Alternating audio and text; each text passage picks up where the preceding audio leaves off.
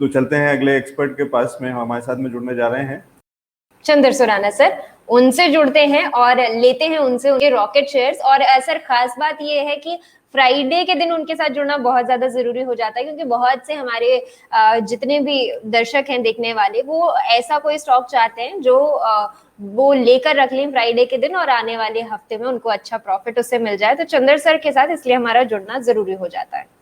बहुत से सवाल सर यहाँ पे मेरे पास आ चुके हैं। वर्मा जी, सुयश सिंह, मुकेश कालरा कह रहे हैं कि मैम मैं रेगुलर व्यूअर हूँ, लवजीत जी जानते हैं मुझे, पर थोड़े दिन आउट ऑफ इंडिया था, इस वजह से शायद मैंने नहीं देखा हो। चलिए, big fan of your channel. Mukesh ji बहुत बहुत धन्यवाद। इसी तरीके के सपोर्ट के साथ आप हमारे साथ बने रहिए, ताकि हम आपके लिए इस शो को लेकर आते रहें, अच्छा काम करते रहें। तेजपाल भाटिया जी, पीएनबी हाउसिंग पर अभी आपके लिए मैं सवाल ले लेती हूँ। उत्कर्ष जी, शिवा राम कुमार, सभी के सवाल अभी ले लेते हैं। ठीक है सर, ले लेते हैं। चंद्र जी हमारे साथ में जुड़ गए हैं, लेकिन चंद्र जी आपके साइड से कुछ माइक का कुछ इशू आ रहा है, मेरे ख्याल से कुछ नॉइज आ रही है, तो आप एक बार फिर से। हाँ नमस्कार सर, आवाज आ रही है?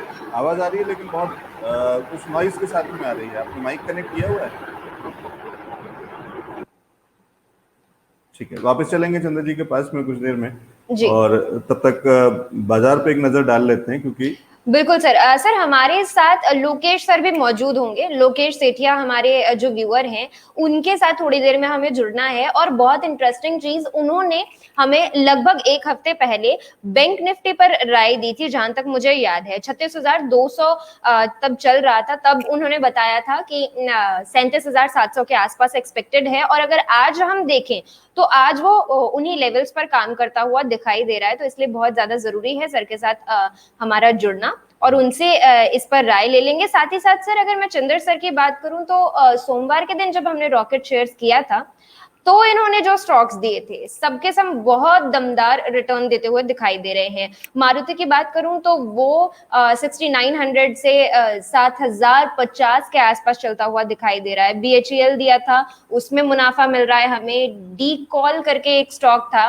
वो 220 पहुंच चुका है। इंडिगो की बात की जाए, ITC दिया था, MSTC दिया था, तो सभी स्टॉक्स ने हमें बहुत ज्यादा बढ़िया तगड़ा रिटर्न दिया है यहाँ पर जी। और चंद्र जी हमारे साथ में जुड़ चुके हैं। चंद्र जी बहुत स्वागत है आपका शो पर। नमस्ते सर, वेलकम। बहुत दिन बाद सर आपको देखा है। चंद्र जी अब आपकी आवाज बहुत कम आ रही है। अच्छा कुछ और बोलिए, शायद ठीक हो गया हो सर। हमारी आवाज? हाँ बिल्कुल बढ़िया, अब ठीक है। चलिए चंद्र सर, सोमवार को जो जो स्टॉक्स आप देकर गए थे वो तो बहुत अच्छा करते हुए दिखाई दे रहे हैं। मैम सबसे पहले बात करनी थी ITC के लिए। जी जी सर। लोगों का फेवरेट स्टॉक था, जिसमें मेंस रोज आते थे, भैया कभी तो चला दो इसे। ये एक ही दिन में इतना चल गया है जी कि अब हमारा कुछ ज्यादा चल गया है। बिल्कुल। मैंने स्टॉक 208 में रिकमेंड किया था जी 198 के स्टॉप लॉस से, और कहा था 210, 220, 239 का टारगेट है, और 239 के लिए स्टॉक वीकली क्लोज करता है जी, तो स्टॉक 250, 300, 350 के लिए भागेगा। तो जो मूव्स बनाने वाले हैं सब गायब हो जाएंगे। ठीक है, तो चंद्र जी 239 टच करके आ गया है, 239.20 तक गया है। अभी क्या सीन है इसका? सर अगर आज अगर ये वीकली क्लोज 39 के ऊपर करता है तो ये नेक्स्ट वीक बहुत जोर से भाग सकता है। ठीक है, तो आज की क्लोजिंग इसके लिए बहुत इंपॉर्टेंट हो गए हैं कल जितने बढ़ने से, तो शॉर्ट कवरिंग बहुत बड़ी हो सकती है इसमें। सारे शॉर्ट ट्रैप हो गए तो शॉर्ट कवरिंग बहुत बड़ी हो सकती है। ठीक है, तो शॉर्ट तो बहुत जगह ट्रैप हो गए, इसमें हो गए हैं, बैंकिंग में हो गए हैं, बैंक निफ्टी में खासकर हो गए हैं, क्योंकि बहुत सारे लोगों को उम्मीद कम थी और जिस तरीके से बैंक निफ्टी चल रहा था। तो अब लेकिन आगे की बढ़त तो चंद्र जी नई खरीदी से ही आएगी, शॉर्ट कवरिंग से नहीं आएगी। नई खरीद होती हुई दिख रही है आपको और उम्मीद लग रही है कि ये बढ़ जाएगा?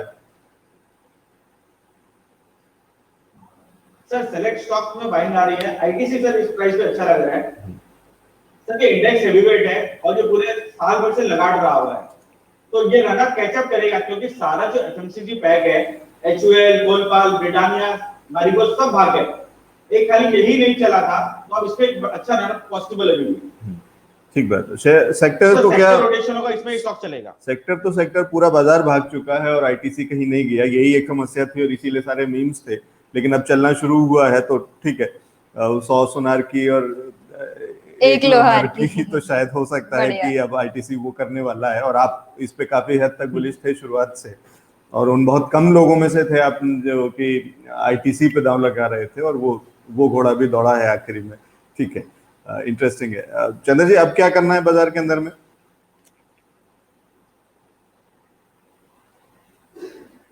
सर बहुत सारे स्टॉक जो अपने दिए हुए हैं, एक एमएसटीसी का स्टॉक रिकमेंड किया था 290 में, उसका टारगेट 300, 325 और 350 का था। आज 332-33 चल रहा है जी। 334 का हाई लगा करके आया है आज भी। क्या करना है अभी सर इसमें? सर इसमें 80% प्रॉफिट बुक करना है और 20% को होल्ड करना है। ठीक है, 80% बुक करना है, 20% होल्ड रखना है। 80% प्रॉफिट बुक कर ले। और सर एक स्टॉक रिकमेंड किया था इंडिगो 1700, सर इंडिगो रिकमेंड किया था 1700 पे। IndiGo aviation, Indigo paint. इसमें मैंने कहा था लास्ट टारगेट 2000 का, और ये 2000 भी क्रॉस कर जाएगा। सर इंडिगो एविएशन ठीक है, 2000 क्रॉस करके 2144-45 पे काम कर रहा है। 2155 का हाई लगा के 2000 क्रॉस कर जाएगा। जी जी। सर इसमें 80% बुक करना है, 20% होल्ड रखना है। ठीक है, इंटरेस्टिंग। और सर इसी के कनेक्शन में एक स्टॉक और है स्पाइसजेट, वो अपने को ऐड करना है। अच्छा, वो नई एंट्री आप नया करा रहे हैं? स्पाइसजेट को ऐड करना है। ठीक है, तो एविएशन सेक्टर में अब आप फोकस कर रहे हैं कि अब नया रिकमेंडेशन है। अब हवाई जहाज अब उड़ना शुरू होंगे। अब अनलॉकडाउन में सबसे पहले लोग फ्लाइट करेंगे और बाहर घूमने निकल जाएंगे। ठीक है, 6.5% बढ़ के काम कर रहा है आज भी। चार्ट भी बुलिश है, और दूसरी चीज इसमें एक स्टोरी आ रही है सर, स्टॉक अभी बुलिश लग रहा है। आज इसमें ब्रेकआउट हो रहा है, 78 का रेजिस्टेंस था वो क्रॉस कर रहा है स्टॉक। तो 50% अभी ऐड करना, और 50% 78 के पास है तो ऐड करना।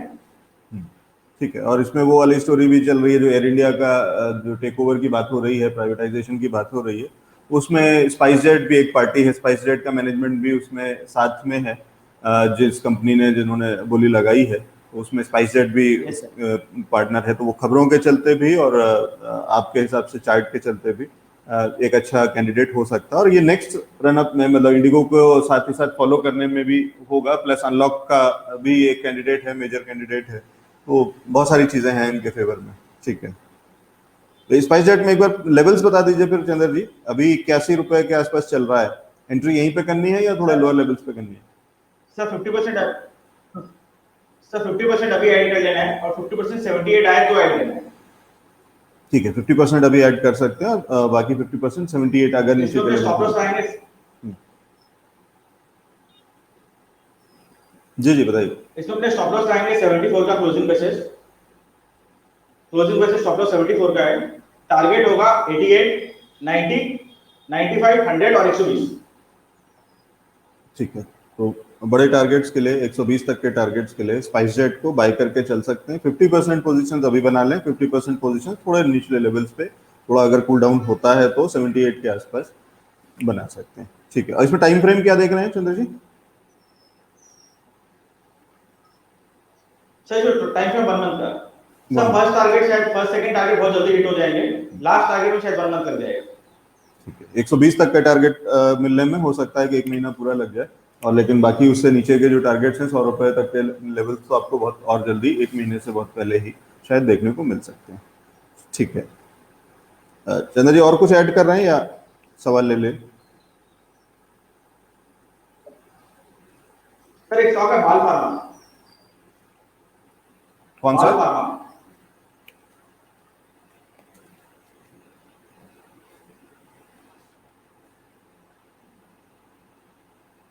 अच्छा, बाल फार्मा। जी जी जी, ठीक है।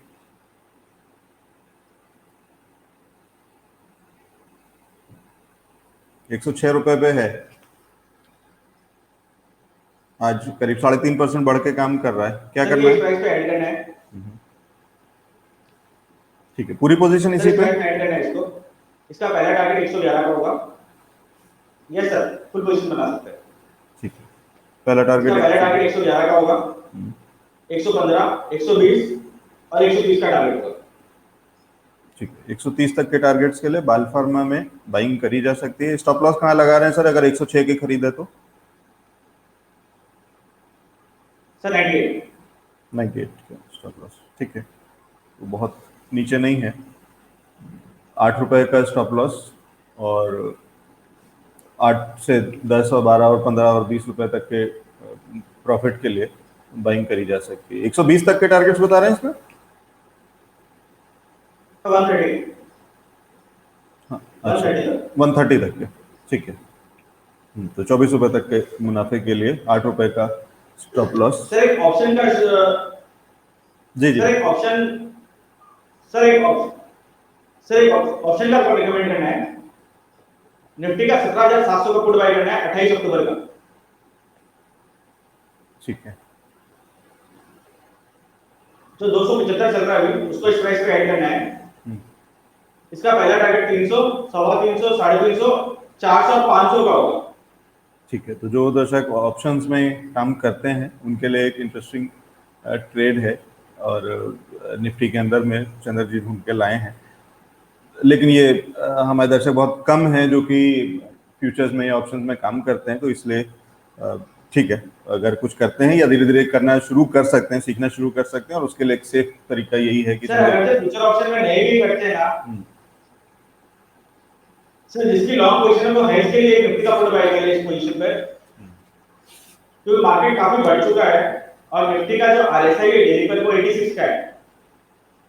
तो इस लेवल पे सस्टेन होना बहुत भारी है निफ्टी को, तो यहाँ पर एक पुट करके प्रोटेक्शन बाय करके चलना चाहिए।